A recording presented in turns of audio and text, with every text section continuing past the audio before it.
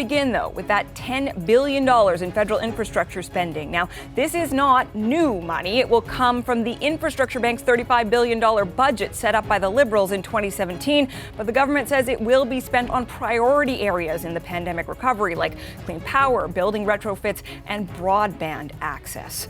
According to the Prime Minister, this will create about 60,000 jobs over the next 3 years. The Infrastructure Bank has been criticized for being too slow to approve new projects and get shovels in the ground. So is this the right way to go when the Canadian economy is in such fragile shape? Catherine McKenna is the Minister of Infrastructure. She joins us from Ottawa. Minister McKenna, thanks for joining us again today. Great to be on your show. Now, the Infrastructure Bank had, as you well know, $35 billion as a budget when it was officially created in 2017. Until today, $4 billion had been allocated. As far as I know, no projects have actually been completed. So when you make this announcement today, $10 billion, what do you say to Canadians who say basically, like, wake me up when the money actually gets spent? Well, first of all, there is a major project underway. It's the REM project completed in Montreal. Well, major infrastructure projects do take a while. I think people in Montreal can see the progress that's being made in the jobs and the growth. But look, we have new leadership at the bank. Michael Sabia, he's from the Caisse de Dépôt, well known to folks. And he and I had a chat at the beginning when he came in. And, you know, that's when the pandemic was starting. And it was quite clear we were in a health crisis, but also an economic crisis. And I think we need to adapt as a government. And the focus was really, what can the bank do that will have shorter term impact? And so looking at the next 2 to 3 years, this growth plan, $10 billion in really key areas. And let's go through a little bit in the areas. So broadband, we need way more broadband. I think people know this through the pandemic. This will help connect 750,000 Canadians to high speed broadband. That's really critically important. Public transit, we've seen how important public transit is. This is a significant investment that they're looking and leveraging the private sector on electric buses. Clean power, huge opportunity now, but also into the future. We need to move to a low carbon future. Irrigation, so projects in the prairies. This is about our food supply. This is about the agri-food sector.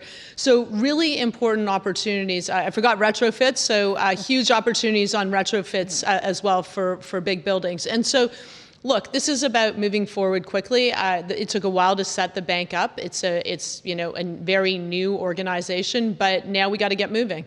Okay, so let's talk about getting moving. You talk about jobs. This is supposed to create, you announced today, 60,000 jobs that are tied to this $10 billion. When do those people actually start getting hired? Well, as soon as you announce projects, I've learned people get hired because you have people planning projects, you have people designing the projects. When does the bulk of the hiring happen then? Well, I mean, of course, you see a lot of the benefits when the project's being built. So take the REM project in Montreal, thousands of jobs are being created right now. And so they need to move forward on these projects, but you also need to be, mindful of taxpayer dollars and making sure that these are right fits. So this, just so people understand, what is the Canada Infrastructure Bank? It's intended to bring in the private sector. Mm-hmm. So we have huge infrastructure needs in our country. And the way we're going to help finance ambitious, sustainable infrastructure is by bringing in the private sector. So every taxpayer dollar is worth $2 to $3. And so in all of these areas, the bank has done a lot of work, and they think that there are immediate wins that are possible.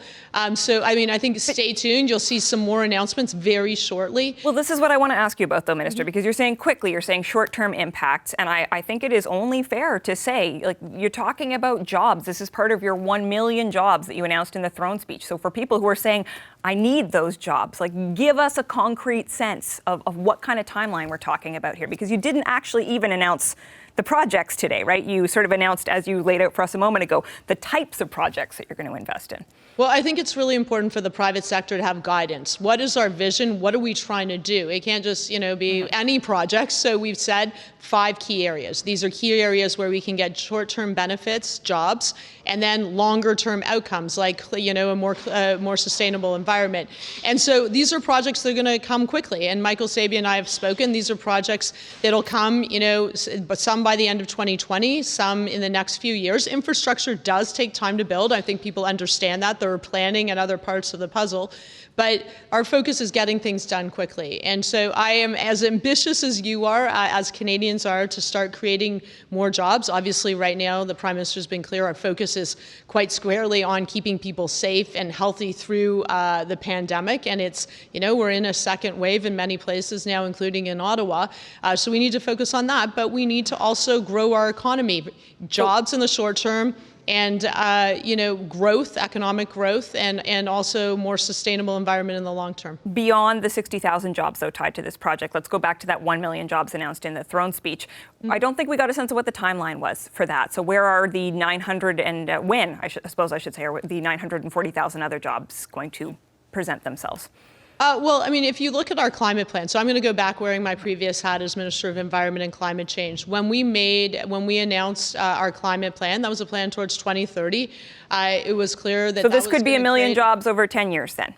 No, these are going to be jobs, many jobs created right away. I'm just trying to talk about. But what is the timeline for the million? I don't mean to get stuck on this point, but it's obviously a very important one to Canadians. You folks made it an important part of your throne speech, but what is the timeline? I think that's really key to understanding this commitment. When you unpackage what we said in the throne speech, we talked about 1 million jobs. We've lost 1 million jobs right now. And, we're working really hard so people aren't unemployed. So when you've got to look at the whole package. Not all the jobs are going to come from infrastructure investments. Jobs are going to come from keeping people in their jobs now, helping businesses survive the pandemic, getting people back to work. So that's part of the puzzle. But infrastructure is really critical. And when you look at investments in infrastructure, dollars spent there create many more benefits in economic growth and also, of course, in jobs. So I'm not going to go and say exactly how long it's going to take and what exact job, we're going to be creating. But when you go and you model this and you look at the investments and you look at how investments in infrastructure is a multiplier, that you can make a very serious and credible case. In the case of the bank's $10 billion investment, that's going to be 60,000 jobs. The other investments that we're making will create more jobs. And that's what we're focused on. Because Canadians, are worried about the economy. They're worried about getting back to work, and they want to see investments. And I'll talk about our infrastructure, existing infrastructure. I want to actually ask you about how this infrastructure bank money is going to be spent. One more question about that, Minister. But I will just note that I did not hear a timeline for those 1 million jobs. So to me, that remains an open question. But I want to ask you about Saskatchewan Premier Scott Moe, who said he was optimistic when he was asked about funding for irrigation projects. His main question, though, is the funding going to come in the form of a grant or a loan? So can you tell us that about the announcement today? Look, the infrastructure bank is a financing vehicle. So there can be, the government, through our current infrastructure program, we, work with provinces. We put in money, provinces put in money, the municipal government can put in money in cases. The bank as a vehicle looks at financing. How do you bring in the private sector? So it isn't just loaning money. It's not just investing money. It can be different ways of financing, including loans. I think, look, why do you have an infrastructure bank? It's to bring in the private sector, because right now we have private sector capital that's sitting on the table, and we need to get more infrastructure built.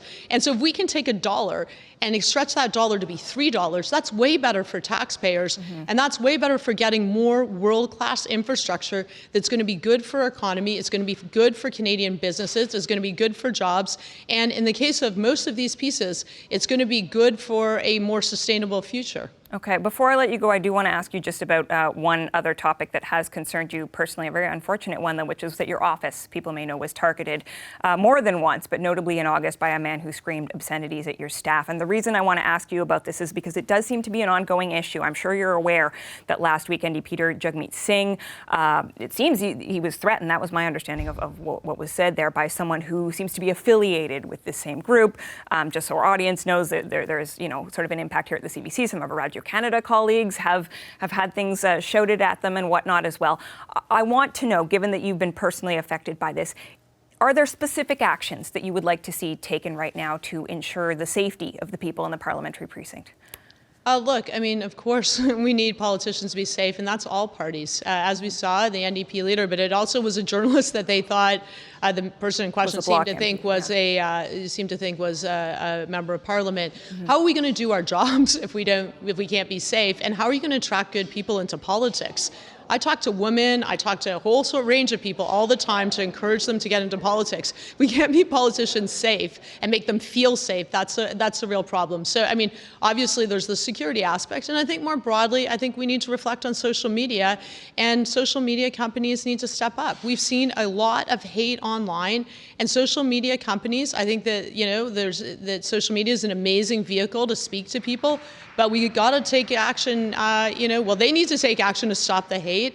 And if they don't, we've seen what's happened around the world, that governments end up regulating. So look, I think I feel very fortunate to be in politics. I feel fortunate that I can get things built for Canadians. Do you feel safe? We need to, I wish, I generally feel safe. Could there be more done? Have incidents been unfortunate for me and across party lines for others? Yeah, I think that's really unfortunate. I think the tone of discussion we need to think about. And look, I just got into politics to get things done.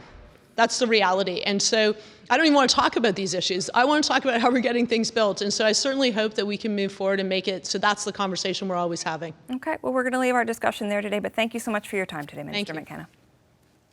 Ms. Catherine McKenna, Minister of Infrastructure in Ottawa. Now we're going to get the opposition's reaction to these plans for the infrastructure bank. Stephanie Kusi is the Conservative transportation critic. She's in Calgary. And Laurel Collins is the NDP Deputy Infrastructure critic. She joins us from Ottawa. Welcome to you both. Ms. Kusi, I'm going to start with you because today your party said you want the infrastructure bank scrapped. So I want to understand, would that mean pulling out of projects that have already received funding? Well, certainly it would mean putting something in place that gets projects built, Catherine. That's our hope. But the existing projects that this, I know there's much to say about what has and hasn't been accomplished, but there are projects being funded by this right now. So what would the Conservative Party do about that? Well, I think when we become the government, we'll have to evaluate all of the existing projects to see what the priorities would be for our government. But most importantly, it's very clear to us that nothing is getting done under this current system by the Liberal government. It's been 3 years, $35 billion. And as you stated yourself, Catherine, 0 projects completed. As you heard, the minister's response was that there are projects underway and infrastructure. Basically, Rome wasn't built in a day. That's not quite a quote, but she was pointing out, transportation network in Montreal, for instance, underway. So infrastructure takes time, is what she says. How do you respond to that? Well, I would say, once again, this government gets an A in announcements and an F in project completion. I'm sure they'd be thrilled to hear you're giving them an A in anything, frankly. Oh, for Maybe sure. not. Well, yeah, no, fair enough. No, I mean, this is what they are so good at, is just coming out and making announcements, but following through, not so much. I mean, so much to the point where now we have the Auditor General themselves doing an evaluation of this to check as to both transparency as well as accountability. I mean, that just gives you an idea as to how ineffective this infrastructure bank has been under the Liberals. And as well, there are lots of other projects, which the minister didn't name, which are absolutely being ignored. The Yonge Street subway comes to mind, as well as the George Massey Tunnel. I mean, these are citizens in high capacity areas of the country, which are facing serious deficits of infrastructure as a result of this government's lack of planning and lack of execution. Citizens are really suffering as a result of the poor execution and implementation of the infrastructure bank, Catherine. I do want to bring Ms. Collins into this, and I think everyone is aware that the minister just made the case for how she believes that this project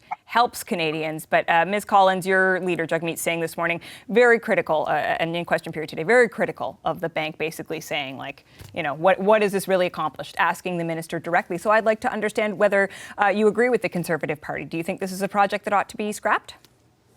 Well, I think that the thing I agree with my Conservative colleague is that this is just an announcement. It is not new money. It is $10 billion out of the $35 billion that they had announced 3 years ago. It is the infrastructure bank is a model that's really proven to not work very well to get things accomplished. But my bigger concern is that the Liberals have a track record of giving pretty sweet deals to their wealthy friends. And it seems like the infrastructure bank is again allowing the private sector to make profit off of our public infrastructure. Well, it's inherently wrong then, in your view, for the private sector to be making a profit, to be essentially, the minister's arguing, leveraging, right, the private sector, that it's, what's good for the goose is what is good for the gander, I suppose, to some extent. They make some money, but there's public benefit as well. We've seen time and time again, these public-private partnerships actually mean that rich investors get richer and Canadians pay more over the long term. This is not a model that is going to benefit Canadians over the long haul. We don't want people making profit off of our bridges and our green infrastructure that we even in building them, though, you're saying that should be done entirely by the public sector. Well, I don't think the Liberals haven't made a good case for why this kind of public-private partnership is necessary. Why don't we just invest in the infrastructure we need? Why don't we actually accomplish our goals? We've seen this model time and time again. We get less value, we get less done. This is the wrong approach. Ms. Kusi, I'd like to bring you back into the conversation and ask you, the point that Minister McKenna was making, tried to make during that interview, was it took time to get this set up, but hey, we're getting the ball rolling. You heard her use terms like quickly, short-term solutions and whatnot. So if indeed the government can deliver on what it is promising here and really start to get the ball rolling in the next few months, let's say, on some major projects, would that change your mind about the infrastructure bank, or it is just a write-off as far as the Conservative? It absolutely would not. I mean, we hear this time and time again in the House of Commons and in question period, references to the former Conservative government. This Liberal government has been in place for 5 years. They have had 5 years to do planning and execution of infrastructure projects. And as I said, it has been 3 years, $35 billion, and 0 projects completed. So it would not change my mind. So the audience understands, and I think that they do at this point, but $35 billion, that's the budget for this project. It's not $35 billion that's gone out the door. In fact, it is $4 billion, and this additional 10, we're waiting to see what happens with that. I guess, Ms. Collins, I'll wrap up with you and say, then what? What I take from your response, obviously dissatisfied with this plan, you would scrap it then, the infrastructure bank, if it were up to you. We committed in our 2019 election campaign that we wouldn't use the infrastructure bank. We've already seen that this model is proven to be a poor mechanism for actually getting things done. But we do need these investments in retrofits. We need the investments in the green economy. We need the investments in our public transit and our infrastructure. So let's just do it. Let's invest public dollars in the job creation, in the infrastructure that we need. Let's actually get these 60,000 jobs, not wait another 3 years and only have a few projects have gone through. It just let's actually just invest in the projects. Okay, well, we are going to leave the discussion here for today. Thank you to you both. I know we'll have opportunities to talk about this again as the projects, as we wait for the next update on these projects from the government. Thank you. Stephanie Kusi, the Conservative transportation critic. We reached her in Calgary today. And Laurel Collins is the NDP deputy infrastructure critic. She joined us from Ottawa. Our government is launching a $10 billion infrastructure plan to build stronger, healthier communities while helping Canadians get back to work. In fact, this plan alone will create about 60,000 jobs right across the country. Through the Canada Infrastructure Bank, this 3-year growth plan will invest in everything from clean power, zero-emission buses and home retrofits to broadband and irrigation infrastructure for farmers. The Prime Minister there outlining his $10 billion plan, which, as you heard, he says will create 60,000 jobs over the span of 3 years. It is a recovery growth plan that's part of the Federal Infrastructure Bank. The $35 billion Infrastructure Bank has certainly been scrutinized and accused of getting little money out the door and few projects underway. So how is this new plan for the bank different? Let's ask the Power Panel in Toronto. David Hurley, partner in the Gandalf Group and host, of course, of the Hurley Burley podcast. Melissa Lantzman, National Vice President of Enterprise Canada. Andrew Thompson, Chief of Government Relations for the University of Toronto and former Saskatchewan Finance Minister. And joining me from Montreal, Émilie Nicolas, a columnist with Le Devoir. Welcome, everybody. David, I'm going to start with you. We heard a lot earlier on in the show about the criticisms of the infrastructure bank, right? Like, it's not getting the job done, $35 billion set aside for it, and not a single project completed. How far do you think what was announced today, how far will that go towards improving that situation, certainly that image? Well, I think that today is important for a few reasons, and I don't disagree with your characterization of the infrastructure bank to date. Launched with a lot of fanfare, it hasn't really lived up to that. But I think that today's reason for optimism for three reasons. One of which is with the announcement with the Prime Minister and Minister McKenna, it's a clear, high-level signal that this is a governmental priority, that they intend to be measured by this, and that therefore they want it done. So I think that sends a message to the entire system to move. Point number two, they've focused it. So they've given it three sharp areas to pay attention to now. And they're all areas that are directly related to economic growth and job creation, and some of them have strong green climate change benefits as well. But those having three things to focus on will, I think, help the bank. But by far the biggest thing that's changed, and the biggest reason to believe that the bank will achieve things now that it hasn't achieved in the past, is the role of Michael Sabia. Michael Sabia is one of Canada's most accomplished business leaders, and he's got both senior level experience in the government of Canada. He's been at CN, he's been at Bell, and he's been at the Caisse de dépôt in Quebec. Nobody knows the Canadian economy, where its potential is, better than this person.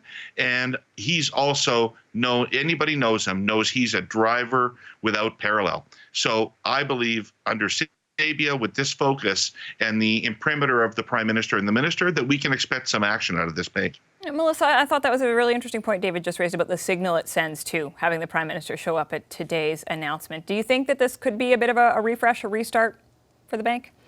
I'm not entirely sure, because I'm not entirely sure that there's a reason for the Canadian people to believe that it's going to be different this time. And not to disparage anybody at the top of the bank, because they've got the best talent in the country. But if they're not given the tools to use those talents, and if they're not given the mandate to actually put shovels in the ground and get money out the door, then you can have the most talented people at the top. It feels like we're all subject to a rollout calendar, communications rollout calendar by this government to reprofile money that was already announced, not spent, projects not built. And I'm just not sure why the government believes that the people are going to believe them this time.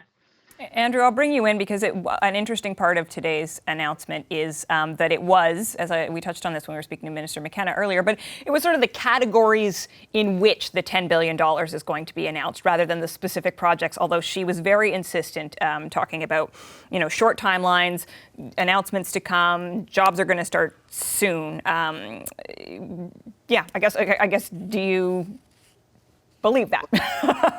Well, two things I would say on that. I mean, first of all, the only thing that David missed off of Michael Sabia's resume was, of course, he's now at the U of T's Monk School. So, I mean, you have another feather in his cap and in that of the U of T. You get a bonus point for mentioning that on air? Whatever it takes, right? But to your point, one of the things that Minister McKenna did just before the turnover within the bank's leadership is she consulted extensively with the business community and the investment community. I was involved in some of those consultations that she held with some of the roundtables, and there was certainly a sense within the community that these were the areas where there was most likely to be direct Canadian benefit, that there was in fact work to be done. And it's no surprise. We've been talking about these types of projects for, in some cases, decades. So being in a position to really say now that these are the ones that need to move forward is important. What I wonder about, though, and I think what's a really important distinction from previous infrastructure programs is this is being run by the bank. This isn't being run in the way that normally government grant programs work, where the incentives are doled out and work is undertaken. The bank is going to have to enter into some kind of contracts and look for some kind of return on that investment to meet their own mandate. So this is going to be interesting to see what kind of projects, what the structures are. Are these going to be more P3s? What does that mean going forward in terms of the rent that's going to be demanded on those projects? And what is it going to end up costing in the long run for Canadians? So those questions, I think, are still all out there, although my sense is there is a pretty good agreement that the emphasis on clean energy, the emphasis on being able to wheel power more effectively across the country and on retrofits is probably the right way to go.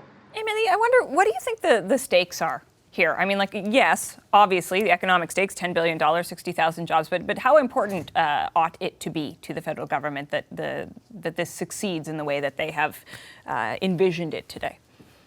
Well, in terms of the federal government interest, the goal is to create jobs so that people get back to work. The problem with this strategy is that most of the people, or the greater proportion of people who lost their job, are women and also young people, and disproportionately people of color, racialized Canadians. And those happen to be the very workers that tend to be excluded from the energy sector, from construction work. And so even the expression shovel ready, right? When we think of who holds the shovel, these are not necessarily the workers who have been most impacted by the pandemic. And so obviously, these are great projects and important to create jobs for everybody. But it's hard to draw a connection between the kind of jobs that are created with this kind of program and actually the people who've been most impacted by the economic crisis that we're living. And so, yes, the government is creating jobs, but they're not necessarily creating jobs for the people that have lost their jobs. And so I think that's the big issue with a program like this one. David, I want to bring you in on that because actually, to some extent, the Prime Minister was asked about that today. Our colleague with the Toronto Star, Heather Schofield, asked him about daycares and, I don't know if she specifically cited the example of long-term care, but essentially the caring economy and where the investment in that was going to come from, whether or not it was related to this. And the Prime Minister said, listen, some things don't provide the same kind of return on investment. I think daycare being the example. So that's not necessarily what this money is about. I guess it just leaves me wondering, do we still, are we are waiting to see the commitment then from the Liberals on this sort of it's been called the she-covery. I always find that a little bit cute for an important issue, but to the point that Emily's making, there has to be something else that goes along with this. I agree with Emily 100%. I think that's completely right, and her analysis of the likely economic effects of the infrastructure investments is correct. It's not likely to give women the boost in the marketplace that they need, and everybody from business groups through to childcare advocates, but across the board, economists, everybody has said it is now essential that we provide the kind of childcare that is demanded by families in order that they get back out into the workforce and support their families. And so the Liberals promised that in the speech from the throne. To my mind, it was the most dramatic thing in the speech from the throne in terms of their commitment to it. And I think that they will need to put meat on those bones in the economic update that they're promising for this fall. I don't think that they can go very long without getting much more specific and actually starting to move money and build that child care system, because the demands, frankly, are right now. Hi, I'm Vashi Capellos, host of Power in Politics. See more of our show by subscribing to the CBC News channel or click the link for another video.